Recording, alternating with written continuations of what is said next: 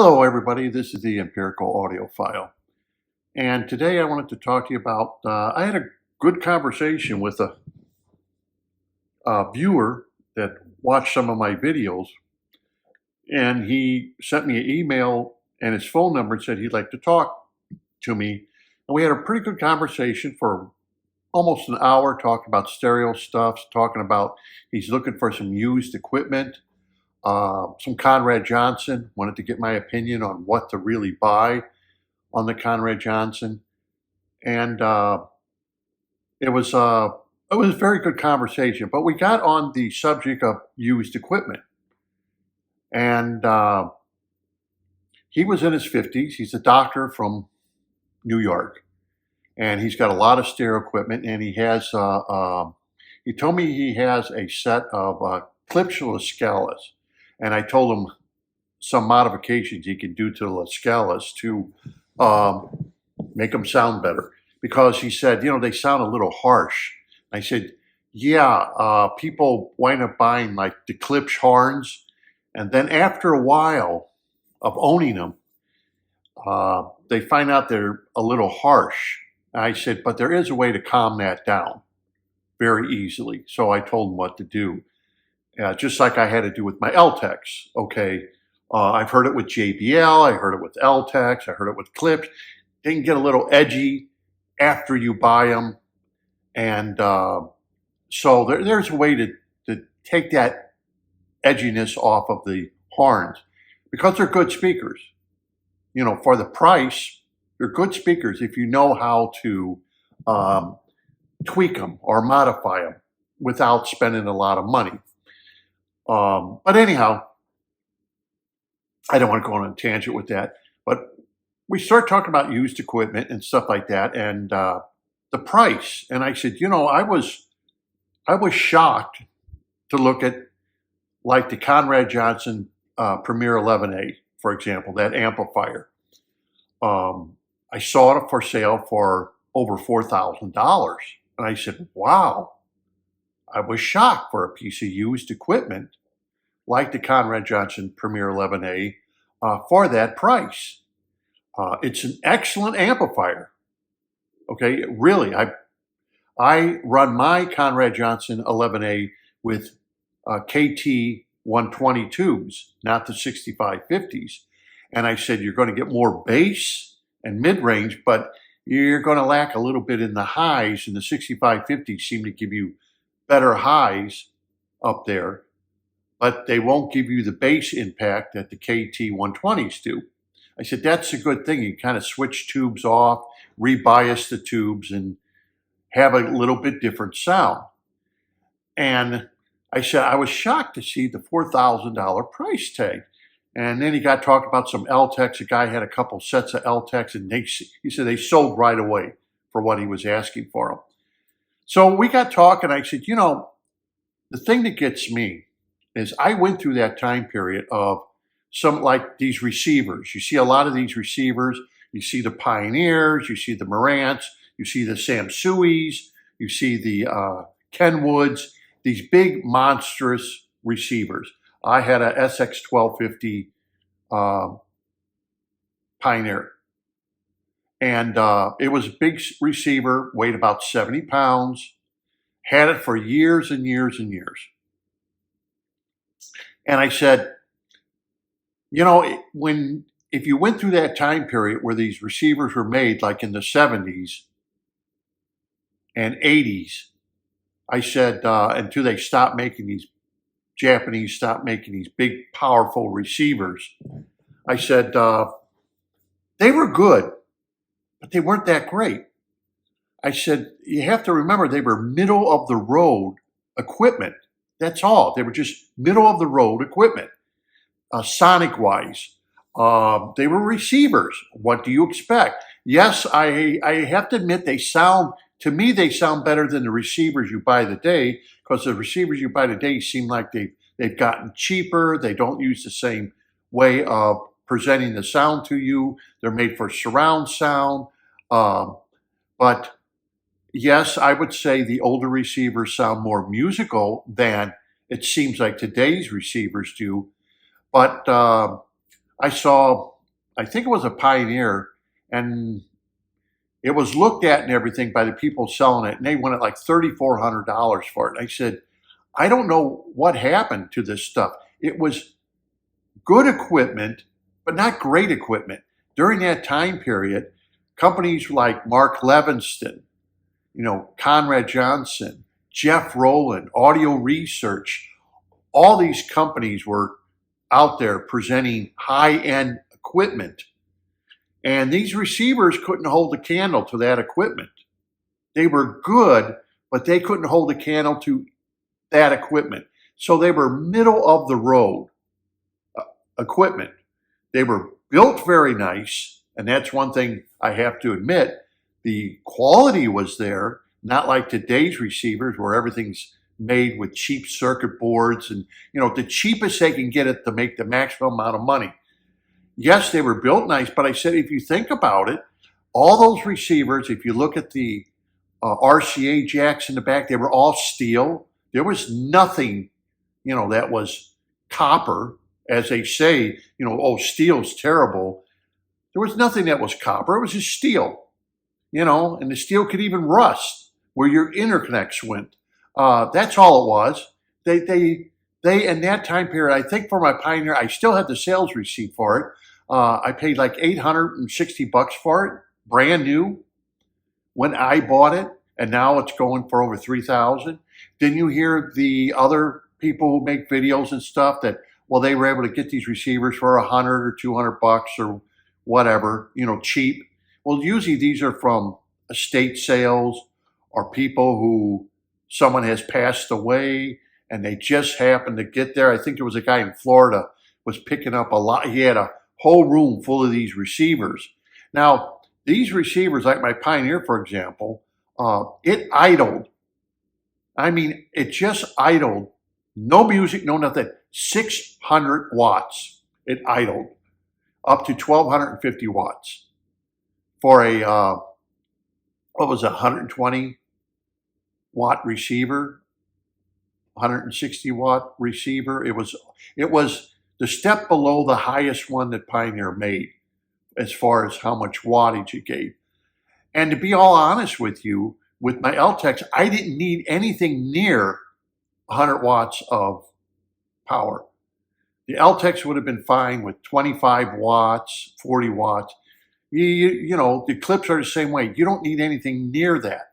But when these receivers were all made, and today they're going real expensive, I guess if you're a collector, you're going to pay the price. The sound quality was okay. It was not high-end sound quality. You are not going to get high-end sound quality from these receivers. You're just not going to do it. But you hear people say, oh, it sounds so great. Yeah, for a mid-level piece of equipment that was made back then, yeah, it sounds good. But remember, it was mid-level. The only reason it looks the way it does, because that's the way they made equipment back then. But the sound quality was still mid-level. It still wasn't as good as if you bought separates. And that was just a gimme, because there's a lot of things that have to be shared in those receivers, and they have to compromise. Okay, it's like anything else when they first make it. Remember the if anyone can remember the VHS recorders, how big they were, huge VHS recorders. They were made literally like a tank, or your beta recorders, tape recorders. They were made like a tank. They were just, and as time went on, they got smaller, compact. The quality went down, because the reason they look like that, and even CD players, like an old Denon CD player or something like that, you get some of these old ones, they were built like a tank. But as time went on, they start getting cheaper. They start, the quality you could see went down. That happens all the time. Receivers did it and everything else. It doesn't mean they sounded better, just like the VHS recorder. Just because it was big, bulky, and made like a tank, doesn't mean it showed movies better than the newer ones. But that's just the way it was built. And the receivers were that way. But to justify the prices, so if you went by price to sound quality, no, you're not getting sound quality that's worth $3,400 to buy one of these receivers. If you're buying one of these older receivers or some of this older equipment, you have to remember the sound quality wasn't there because a lot of these hobbyists maybe weren't alive then when this equipment was made. But I was. I know how it was. I owned it. I was there.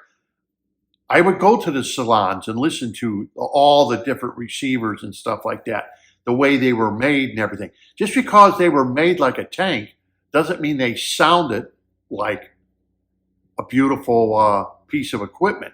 That's why when we were talking, I said, yeah, if you want used equipment, you got to buy the better used equipment, the stuff that sounded good, that's worth your money. He was talking about an old Marantz made about '63, and the guy had a amp and preamp. He wanted $8,000 for it. I said, even then, if you're going to justify a old Marantz, I wouldn't buy it unless it's already been looked at by a professional and had the caps changed and stuff, because that's a pretty old amp and preamp. Unless you know electronics, you can do it yourself or know somebody who's going to do it for you. I definitely only buy something like that and let a professional look at it to have to replace parts, just because it is from the 60s and the electronics in there could be ready to go instantly. So that's a very expensive price, $8,000. So just remember that if you are going to look at older equipment, don't get caught up in these receivers just because they're nice and big and shiny and have the lights, that they sounded great, because you're going to be really, really disappointed. And the sound quality, yes, they sound better than a cheap $400 or $500 or $600 receiver that you buy today. You'll probably like the sound of the older ones, but they weren't high-end sound. Okay, none of them were high-end sound. No matter what anyone tells you on the internet, those receivers and a lot of that equipment, like the Dynaco, see people talk about the Dynaco, oh, it's great sound. No, it was a really not a great sounding amp back when it was made. It was an okay amp.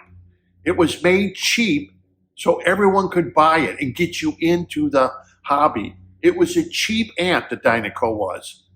And today they're claiming how great it sounds. No, it's still, these people are deceiving you. It was just a mediocre amp that you bought, and it sounded okay. It was not high-end equipment. It cannot compete against high-end equipment. It was never intended to be high-end equipment. It was intended so the masses could buy it. It was just medium of the road equipment. That's all it was, the Dynaco. Now they're making it today, and they're saying how great it is. And don't be fooled by stuff like that. Don't put your money into stuff that was mediocre, because it's still going to be mediocre. It is not high-end equipment. You are not going to get what you want. You're going to wind up buying it, and in time, you're going to get tired of it or realize, I made a mistake and I spent all this money on this receiver or this old amplifier that everybody said is great, and it really isn't fulfilling what I want. And like I said, it wasn't there to be high-end equipment. It was there to be middle-of-the-road equipment. If you're going to look for used equipment, you need to go with the high-end equipment that was made during that time period, meant to be beautiful sounding. But as I talked to this fella, we both agreed on something. You don't see that equipment really on the market. You notice that? You don't see the Conrad Johnson Premier equipment. You don't see the Jeff Rowland, or you don't see the older Mark Levinston equipment that was highly rated in like Stereophile magazine or Absolute Sound magazine. You don't really see it up for sale. It's very hard to find used high-end equipment of that day because it did sound that great. And people realize when they have high-end equipment like my Conrad Johnson, that today's equipment that's considered to be high-end, not the middle of the road, but the high-end equipment, doesn't sound any better. And it's like you're scratching your head like, where have we come in 30 or 40 years? Well, we haven't come anywhere except higher prices. Because if you want to get good quality high-end equipment, you're going to pay a real good chunk of change for that equipment. You know, don't think you're going to spend $3,000 or $3,600 and get the same thing as a piece of high-end equipment in today's money. It's just not going to happen, because that's why they have to take a lot of that equipment that you buy and make it over in China to keep the price down. And that's another thing. If someone asked me, would I be better buying a Chinese amp, which is you can buy on Amazon, or would I better be buying, let's say, the Conrad Johnson Premier 11A, okay? Or should I go out and buy like a Wellington Chinese amp? I'd say I'd buy the Conrad Johnson. The Chinese amp is going to be worthless, absolutely worthless in 10 or 15 years. Nobody's going to buy it. It's a piece of Chinese. If you look at the insides, if you watch the videos, people who work on those, all the bad wiring, all the ways they cut corners on those amps, that's why they're only $1,500 or $1,700, okay? And it's not high-end sound. But yet people will review them like, oh, it sounds so great. Well, because you haven't learned what high-end equipment can really sound like, and once you hear it, you're never going to go back to the middle-of-the-road equipment. But we all go through it. We all go through it. I went through it. The doctor I talked to last night, he went through it. Everybody goes through it. We all buy the cheaper equipment, and hopefully we'll be happy with it, and in time you're not. You finally put it up on the shelf, now you have another piece of equipment, or you sell it or trade it in. And I remember I saw a soundbite singer. He was talking about the same thing. People buy good equipment from him, and then they come back wanting a year later wanting to trade it in. He can't give them nothing near the price they paid for it. And he says, really, it's not your equipment.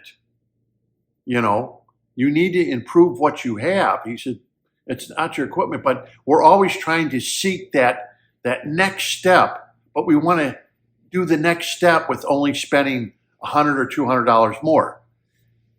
So I really feel bad for the hobbyists today, because the good equipment today costs quite a lot. And some of these people making videos, they make no qualms over, oh, this integrated amp costs $25,000. It's like, what? That's not in my ballpark. I'm sorry, it's not. It's just not in my ballpark. I can't afford $25,000 for an amp. That's a car. You know, where are they going with this equipment today? I don't know.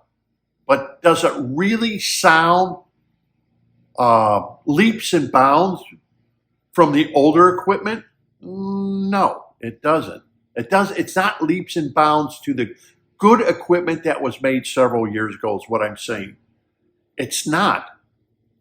It's just, you'll spend your $25,000, you'll get a nice piece of equipment. Of course, you know, that's a car to a lot of people. But sonic-wise, a lot of your older equipment is very comparable to that equipment. Because you have to remember, nobody makes anything out there where no matter what speaker you plug into it, no matter what you do, this music comes out 100% realistic.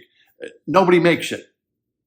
It doesn't exist yet on the planet. We can come close to it, but nobody makes it. And at a price point, what do you want to spend? You know, we see this today. We see small little speakers, you know, bookshelf speakers going for $25,000 for a little set of bookshelf that have a little horn and maybe a 6-inch woofer, and they're going for $25,000 because they're made out of some esoteric kind of wood or something. It's like, that is ridiculous. That's absolutely ridiculous. Well, what the manufacturer's doing is charging you according to the way it sounds. He's not giving you $25,000 worth of parts. You know, they're not doing that. You can look at it. It's like, you know, it's just a speaker. Where are you coming up with this price for such little speakers? So that's basically what I want to say. Before you go out and buy used equipment, and before you're convinced that some of this equipment is so great sounding, you really should listen to it before you plunk your money down. And you're going to find out this older equipment, like the older receivers, the Dynaco, there's some other Heathkit amps and stuff like that. They were okay in their time. Like I said, they were okay. And they're still okay today. But they're not going to compete if you just step up and look for your higher end equipment. They're not going to compete with that equipment as far as sonics are concerned. And you're going to buy this equipment and you're going to hook it up. And after, it may take a year, it may even take 2 years, and you'll realize you made a mistake. You wasted your money. So that's it for this. I just want you to be cautious about buying used equipment, paying outrageous prices for it, thinking you are going to get high-end sound out of it, and it's just not going to happen.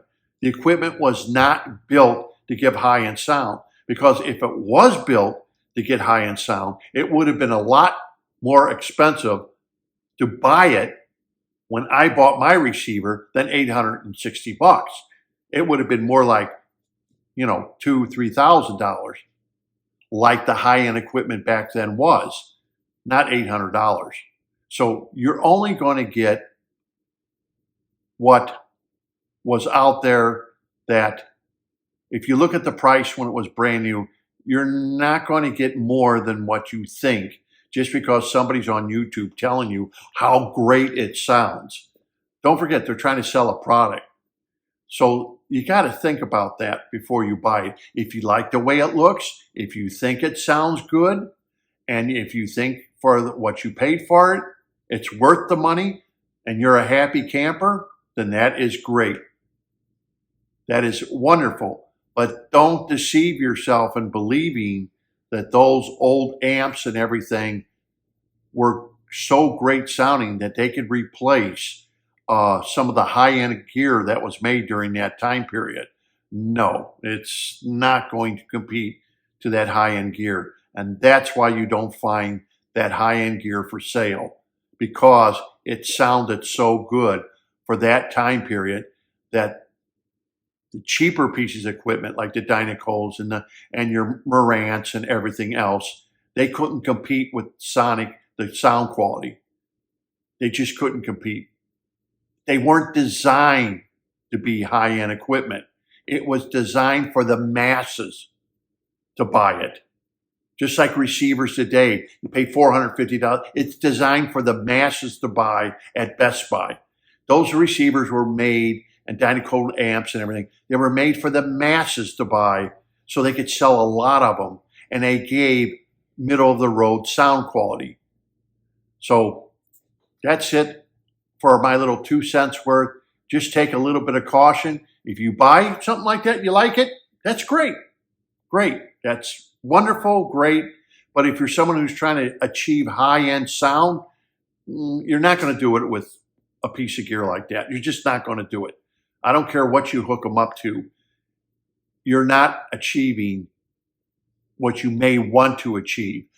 You may be happy with it for a long time, but eventually you are going to throw the towel in and say, I deserve something a little better than this. It's good, but not great. You know, and like they say, the chief enemy of good is better. And you always have to remember that. So until next time, this is the Empirical Audiophile. Thank you for watching. And if you ever want to get in contact with me just to talk, like I did to the fellow in New York, that's fine. We audiophiles are basically on our own. So until next time, happy listening.